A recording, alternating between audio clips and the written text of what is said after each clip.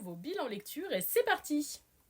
On commence chez KBL, le label Boys Love des éditions K-Books avec mon tout premier webtoon Boys Love. Il s'agit de Rose et Champagne. J'ai absolument adoré ma lecture. J'ai trouvé ça super original. Je suis très contente que le titre ne se contente pas d'être une romance, mais qu'il y ait vraiment une intrigue principale autour d'une affaire d'avocats et de mafieux.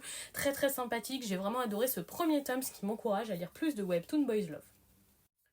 On passe chez Kana avec le 16e tome de l'édition Okage de Naruto avec un tome correct sans être transcendant. On a eu la fin de l'arc précédent avec une fin très prévisible, surtout pour un personnage qu'on finit par perdre et je m'en doutais à 300% depuis le début de l'arc, donc c'est dommage que ça ne soit pas original sur ce coup.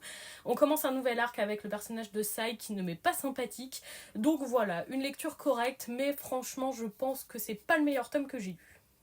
On passe chez Doki Doki avec le 4e tome de The Cave King. Je prends toujours autant de plaisir à découvrir ce titre de fantasy. Pas mal de choses avancent dans la société que notre prince déchu a engendré dans ce tome et j'ai beaucoup apprécié ma lecture. Je suis curieuse de découvrir la suite et comment il va développer son commerce.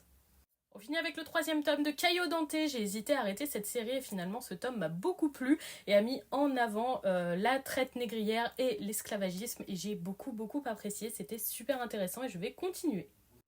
Voilà pour ce bilan lecture. Dites-moi si vous avez lu ces titres ou s'ils vous tentent.